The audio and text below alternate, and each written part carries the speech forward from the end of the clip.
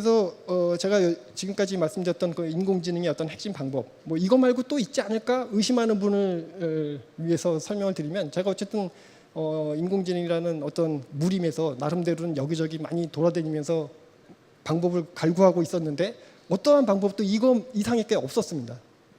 그런데도 불구하고 의미 있다라고 보이는 건, 우리가 예를 들면 비행을 한다라고 하는 걸 이렇게 보면, 자연계의 새는 사실 어깨 근육을 열심히 퍼덕거려서 날아가는 걸 하는 거죠. 뭐 인간도 뭐 모방해서 할 수 있겠죠.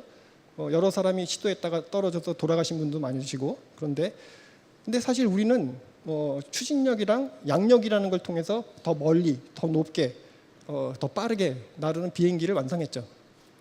그래서 이게 사실 굉장히 논란이 될 수 있는 비유인데요. 뭐 제가 볼 때는 뭐 지능을 필요한 어떤 문제, 예를 들면 바둑이라는 문제에 사람은 뭐 여러 가지 직관이라든가 전략이라든가 뭐 이런 걸 사용해서 이 문제를 해결하는데, 꼭 이렇게 직관이나 전략을 사용하지 않아도 되지 않을까.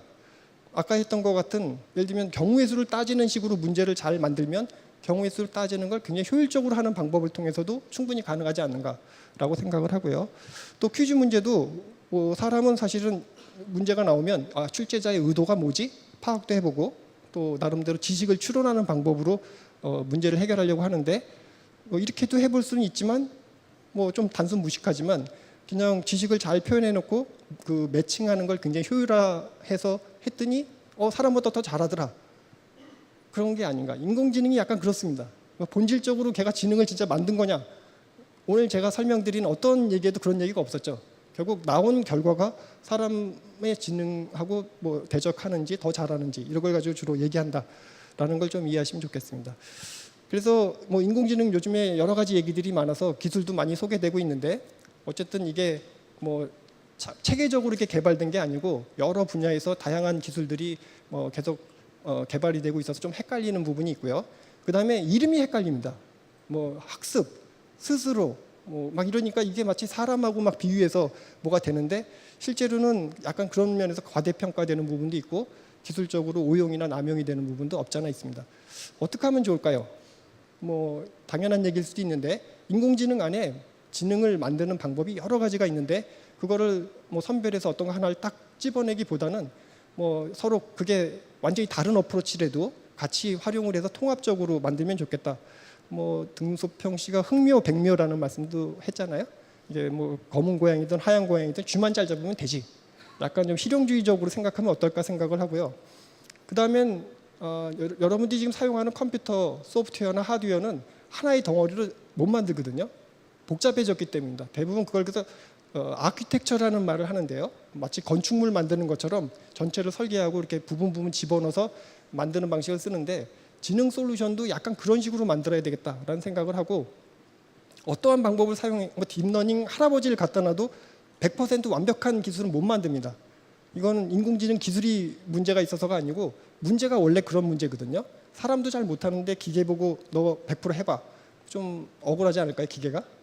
네, 그런 면에서 사람도 그런데 사람은 그래도 별 문제 없는 게 뭐 사회성이라든가 감성이라든가 이런 것들을 잘 활용해서 문제를 해결하는 그런 경우가 있습니다. 그래서 인공지능 그 솔루션도 약간 그런 식으로 개발되면 좋겠다라는 생각을 합니다.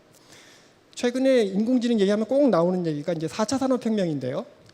도대체 4차 산업혁명하고 인공지능은 무슨 관계야? 뭐 이런 질문들을 많이 하시더라고요. 그래서 제 나름대로 한번 정리를 해봤는데, 뭐 4차 산업혁명이라는 게 결국 핵심은 센서 기술인 것 같습니다. 예전에는 그 뭘 이렇게 측정하고 뭐 이렇게 한다는 게 가격도 비싸고 그 다음에 정확하지도 않았는데, 최근엔 굉장히 가격도 저렴한 걸 아주 정확하게 측정할 수 있는 센서들이 많아졌습니다. 그러다 보니까 그런 측정된 데이터들이 많아지겠죠. 그런 데이터를 이제 빅데이터라고 얘기를 하고요.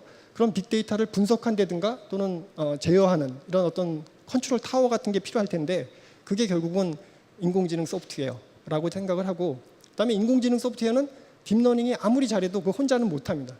적어도 기계학습 또는 지각 인식 또는 지각 추론 뭐 이런 적어도 이게 세 가지 분야에 있는 방법들이 이렇게 한목적적으로 이렇게 어우러져서, 예를 들면 뭐 제조업 분야의 효율성을 높인다든가 또는 서비스업 분야의 예를 들면 뭐 편의성을 높이는 이런 식으로 혁신을 일으키는 혁명, 뭐 이런 걸 4차 산업혁명이라 그러는 거 아닌가? 뭐 그런 식으로 한번 생각을 해봤습니다. 이런 4차 산업혁명까지 다 갔는데 이런 인공지능을 어디다 써먹을까요? 뭐 응용은 굉장히 많습니다. 뭐 잘하는지는 뭐 둘째치고라도 일단 원래 추구하는 바가 인간이 하는 걸 모방해서 만들려고 하는 거니까 인간이 하는 건 다 해볼 수 있습니다. 그 중에 이제 인간이 하는 일 중에 좀 중요한 일이 뭐 의료, 법률 또는 뭐 금융 뭐 이런 것들이 될 텐데 뭐 이런 거를 풀려고 하는 인공지능 시스템들이 이미 많이 나와 있고요. 만드는 방법은 오늘 제가 말씀드린 거를 조금 이해하셨으면 아 대충 속였겠네, 사기쳤네, 사기를 아주 잘 치면 굉장히 그럴듯하게 만들 수 있는 거죠. 뭐 심지어 최근에는 뭐 뉴스 기사를 인공지능이 대신 작성해 줬다든가 또는 뭐 소설을 인공지능이 다시 대신 써서 뭐 일본 소설 문학상 뭐 1차 심사를 통과했다는 등 뭐 이런 얘기들이 있죠.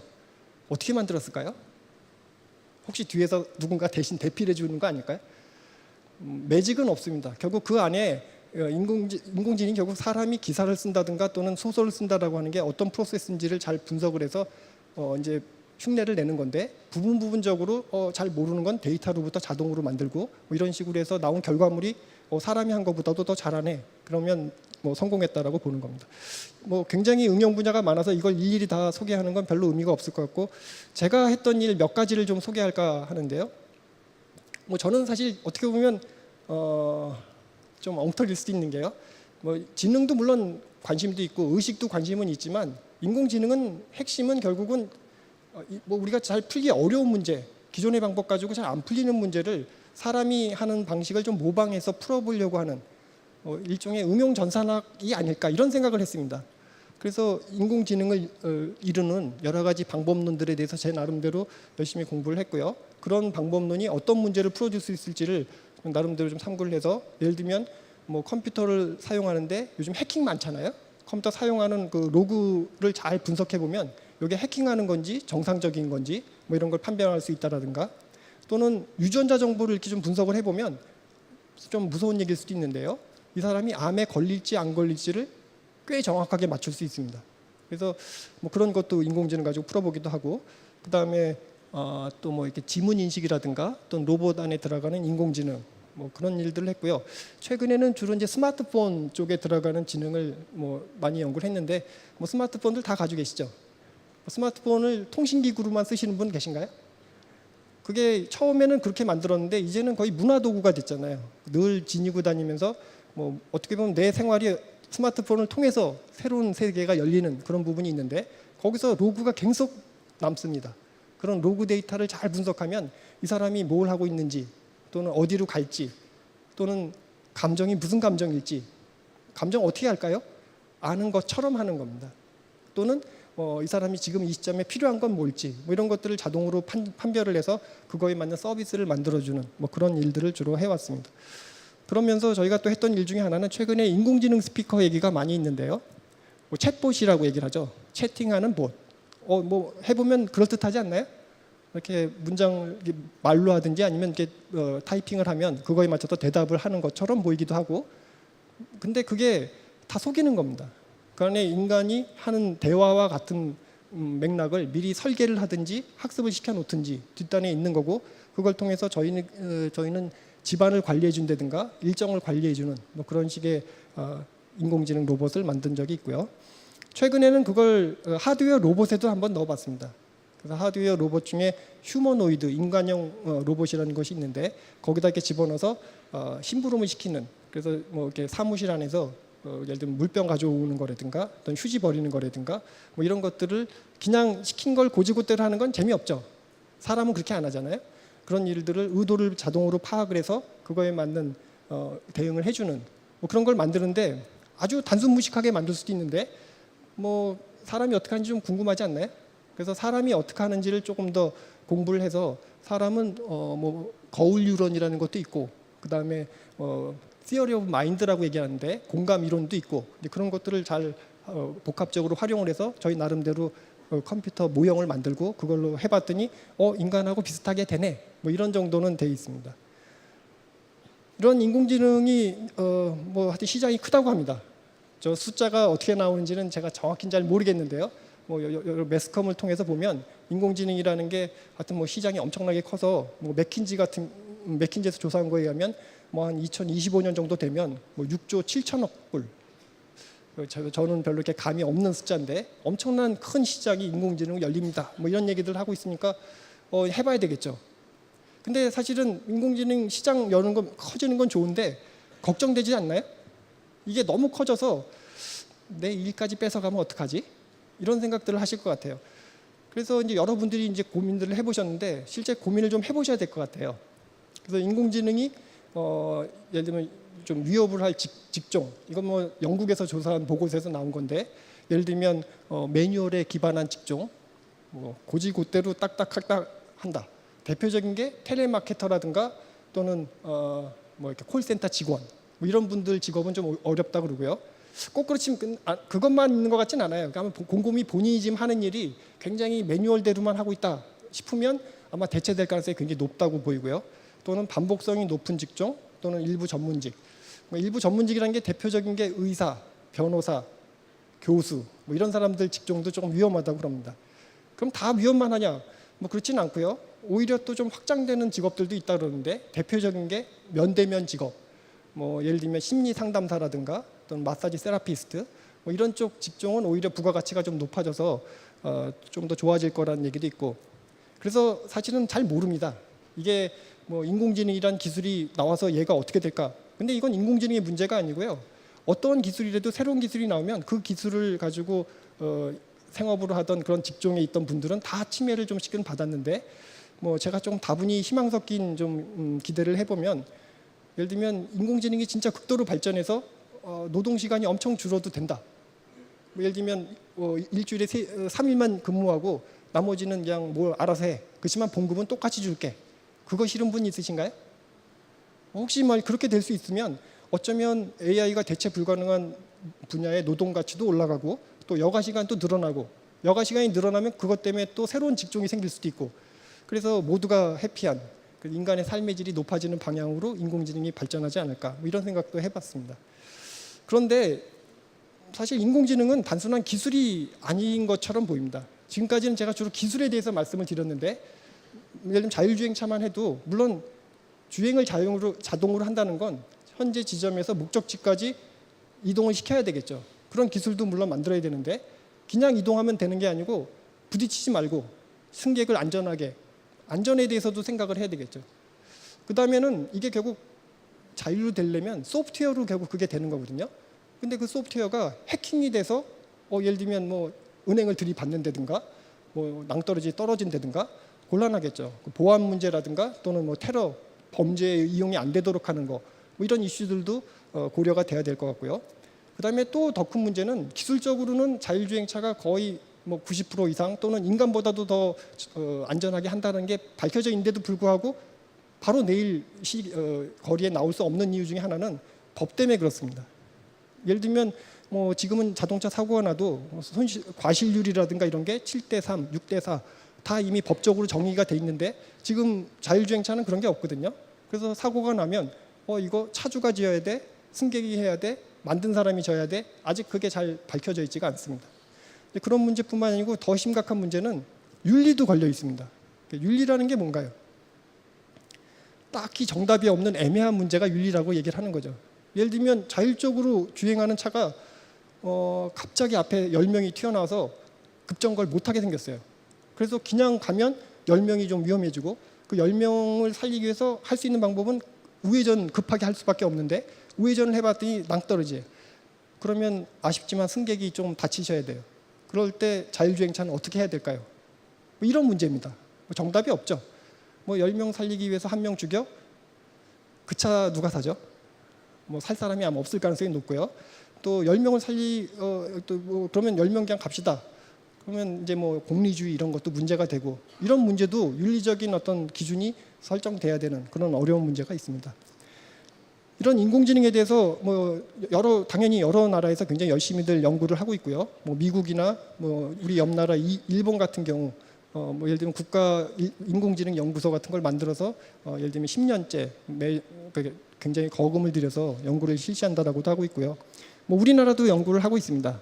뭐 한동안은 인공지능에 대해서 거의 지원이 없었는데 작년에 지능정보기술연구원이라는 국가에서 좀 지원했던 연구소도 있었고요. 뭐 하여튼 이게 학제적인 분야이기 때문에 어떤 한 분야가 되는 게 아니고 또 이게 단순한 기술이 아니기 때문에 경제 사회적인 그런 이슈들에 대해서도 논의가 돼야 되고, 또 이게 뭐 오래 반짝 굉장히 거금을 들이고 이제 한동안 굶고 이래서는 발전이 좀 잘 안 됩니다. 그래서 좀 적은 규모라도 꾸준히 지속적으로 좀 지원이 돼야 되겠다, 이런 생각을 하고 있습니다. 요쯤 되면 이제 제가 좀 마무리를 해야 될 것 같은데요.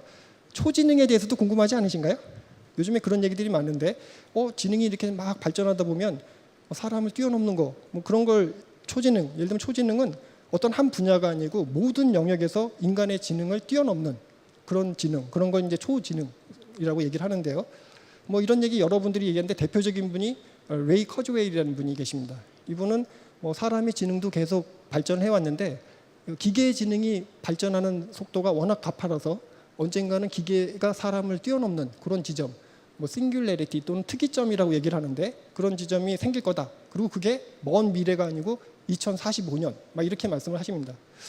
이게 뭐 될지 안 될지 모르지만 잘 되면 좋은 점이 많죠. 우리가 갖고 있는 여러 가지 어려운 문제들, 뭐 에너지 문제라든가 또는 불치병 치료 이런 데 한번 활용해 볼 수도 있을 것 같고요. 물론 부정적인 부분도 있습니다. 얘를 만들었는데 우리를 뛰어넘는 지능 존재를 만들었더니 얘가 우리를 지배해. 뭐 인간의 통제권 상실을 했을 때 안전성이 위협되는 거, 뭐 이런 거는 또 좀 문제가 되겠죠. 뭐 이게 된다 안 된다는 이따 오늘 패널 시간에도 한번 다시 논의를 할 텐데, 저는 개인적으로 될 것 같습니다.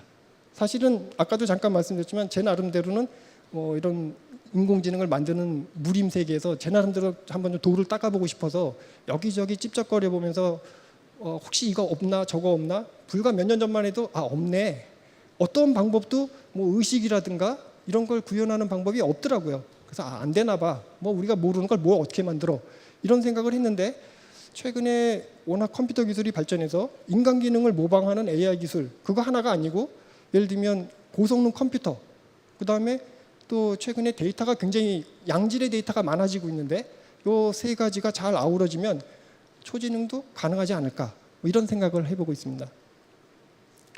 그래서 이런 인공지능을 그러면 어떻게 활용할까요를 이제 말씀드리고 매듭을 지려고 하는데요. 일단 하나는 인공지능, 어떤 분은 인공지능 대단하네, 뭐 사람 바둑 최고수도 이겼어, 그러면 얘만 갖다 놓으면 모든 게 다 되겠지, 뭐 그런 생각들 하시는 분도 있는데 꼭 그렇지는 않습니다. 약간 자동화된 뭐 기계학습이라는 방법들이 많이 쓰이고는 있는데, 그것도 일정 수준은 사용하는 법이라든가 이런 것들을 잘 익혀야지 되고요. 그 다음에 예전에 인공지능이 실패했던 이유 중에 하나는 너무 이렇게 장난감 문제를 풀어서 나온 결과를 진짜 문제에 적용하려고 했던 부분이 있었습니다. 그 당시에는 그 나름대로 이유는 있었는데요. 근데 최근에 성공했던 인공지능은 실제 문제를 잘 포뮬레이션해서 풀려고 노력했던, 그리고 그때 하나의 기술이 아니고 여러 기술을 잘 통합해서 풀 그런 것들이 있다. 그리고 이런 것들이 결국은 왜 필요한가 보면 앞으로 이 세상은 새로운 가치 창출하는 게 굉장히 중요하다라고 이제 얘기들을 하는데요. 인공지능 비서, 요즘 인공지능 스피커 얘기를 하죠. 그거 많이 유용하던가요? 사실은 뭐 기대만큼은 CF에 나온 것만 보면 저거 냉큼 사고 싶은데 사다 놓고 보면 뭐 그닥지는 안 되는 경우도 많은데, 그거 우리나라 기술이 조금 떨어져서 그런가? 사실은 뭐 미국 제품들 에코라든가 뭐 구글 홈이라든가 이런 것도 써보면 거의 비슷합니다. 대동소이한데, 그럼에도 불구하고 왜 이렇게 많은 거대 IT 기업들이 인공지능 스피커에 올인하고 있을까요? 좀 뭐 이상하지 않나요? 전통적인 제조업 방식에 의하면 전혀 말도 안 되는 얘기예요. 예를 들면 뭐 하자가 있는데 분명히 100%가 안 되는 건데 그거를 시장에다 어떻게 내죠?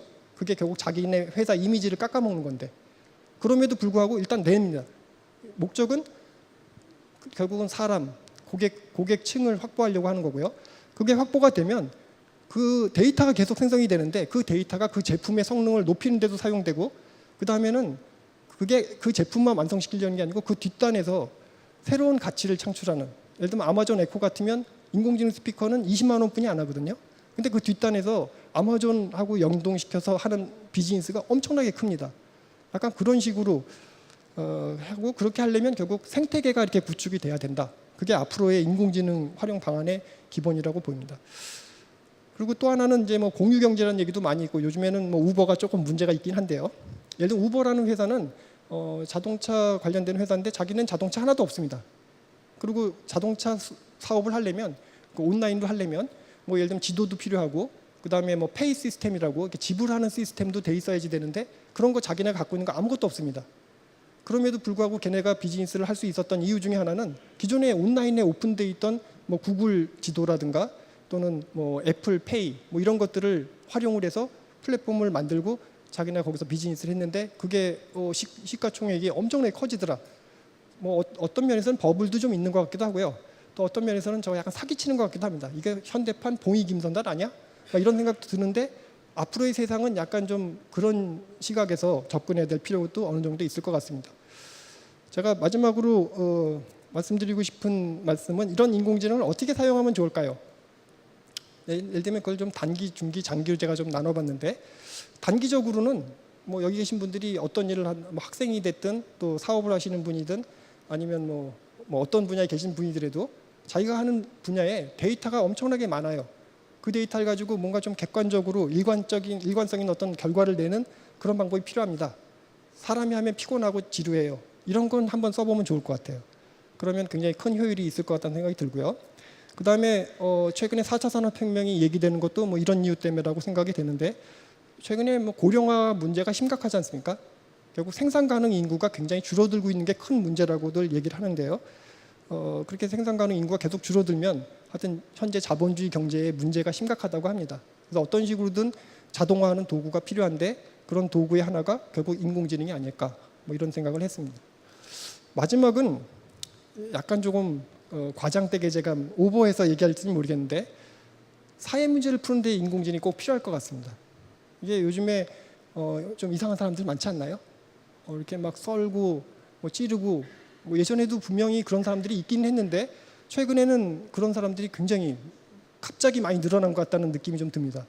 뭐 여러 가지 이유가 있겠는데 뭐 한 가지 중에 하나는 핵가족화되면서 모든 사람이 고독하고 모든 사람이 소외감을 느끼고 뭐 그러다 보니까 그 중에 일부 사람들은 정신적으로 문제를 일으키기도 하고 그러면서 이제 사회 문제로 발전되는 경우도 있는데 결국은 외로워서 문제인 것 같아요. 그래서 최근에는 뭐 다들 집에 고양이나 개 안 키우시나요?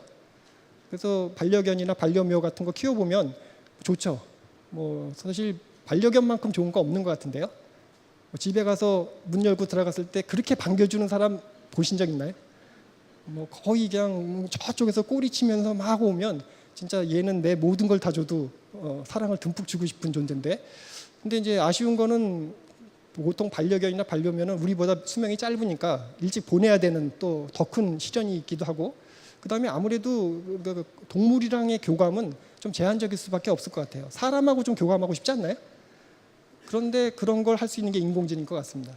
그래서 조금 좀 과장되게 제가 전망을 좀 해보면 아마 한 5년, 한 10년 정도 넉넉 잡고 10년 후면 여러분들 중에 대다수는 뭐 아침에 일어나서 처음 대화하는 대상이 냉장고가 될 가능성이 높을 것 같아요.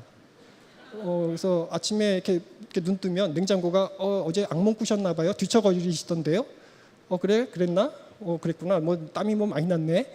근데 내가 어제 피곤해서 일찍 자느라고 못 봤는데 그 11시에 하던 드라마 주인공 죽었어? 뭐 이러면 죽은지 아셨죠? 알고 봤더니 살았대요. 깔깔깔 그러면서 이제 아침에 행복한 아침을 여는 뭐 이런 모습도 기대할 수 있지 않을까. 뭐 약간 좀 우스갯소리로 말씀드렸지만 일정 부분은 이렇게 감정적으로 교류하면서 동반자가 될 수 있는 뭐 그런 존재로 인공지능이 사회 문제를 푸는 데도 도움이 되지 않을까. 뭐 이런 생각을 해봤습니다. 그래서 인공지능은 뭐 발전이 앞으로도 여러분이 이게 위협이 되든 뭐 어려움이 있다든 아마 될 것 같아요. 그래서 뭐 편의성이라든가 효율성을 증대하는 어떤 도구로 이렇게 사용될 가능성이 높고요. 그게 궁극적으로는 인간의 삶의 질을 높이는 방향으로 계속 발전해서 결국 우리가 좀 더 안전하고 또 편한 세상을 사는데 도움이 되는 뭐 그런 쪽으로 뭐 만드는 사람 입장에서도 열심히 노력을 하고 또 사용하시는 분들도 그런 입장에서 생각해 주시면 감사할 것 같습니다. 예, 장시간 경청해 주셔서 감사합니다. 네, 멋진 강연 들려주신 조성배 교수님께 다시 한번 큰 박수 부탁드립니다. 네, 교수님, 예, 고맙습니다.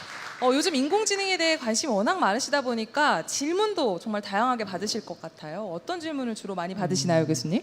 그 청중분들에 따라서 좀 다른 것 같은데요. 예를 들면 뭐 기업에 계신 분들한테 얘기하면 뭐 인공지능 이렇고 저렇고 얘기하면 야 그거 돈 돼? 뭐 이런 말씀들을 주로 중요하죠. 하시고요. 예. 예, 또 이게 청중분들 중에 이제 학부모님들 많이 모인 자리에 이렇게 가서 말씀드리면 아 그래요? 그러면 우리 애 교육은 어떻게 시켜야 되나요? 뭐 이런 말씀도 많으시고 그렇습니다. 둘 다 굉장히 어려운 질문인 것 같은데 일단 돈이 되냐 이런 질문에 어떻게 답해 주시나요? 뭐 돈 됩니다. 그러니까 좀 이제 제가 대답할 수, 뭐 제가 어차피 그 분야를 하는 사람이기도 하고, 근데 잘 생각해 보시면 그럴 수밖에 없을 것 같아요. 지금 뭐 기업의 여러 가지 어려움들도 있는데 그런 걸 차별화 요소로 할 수 있는 게 별로 없습니다. 이제 그런 게 마지막 남은 것들이 이제 인공지능 기술을 활용해서 자기네들 부가가치를 높이는 쪽으로 사용하는 게 필연적으로 가야 될 길이 아닌가 생각을 합니다. 그럼 우리 자녀들은 뭘 전공시켜야 할까요, 교수님? 어렵습니다. 뭐 저희 자식도 제 마음대로 잘 안 되는데, 근데 일단 세상은 바뀌고 있는 것 같거든요. 인공지능이라는 게 뭐 불과 몇 년 전만 해도 굉장히 생소한 그런 개념이었는데 이제는 다들 그래도 익숙하시잖아요. 이런 식으로 발전하고 사회 생활 속에 이렇게 인공지능이 계속 이렇게 들어오다 보면 언젠가는 너무 자연스럽게 녹아들고 그런 시대에 인공지능을 잘 꿰뚫고 또 활용할 수 있는 방법을 익히는 뭐 이런 식으로 해야 될 텐데 이제 아무래도 이제 자녀분들을 그런 쪽으로 좀 잘 지도를 해주시면 좋을 것 같습니다. 네, 꿀팁 감사합니다. 그 더 자세한 이야기는 이제 앞으로 패널 토의와 질의응답을 통해서 더 이어나가도록 하겠습니다.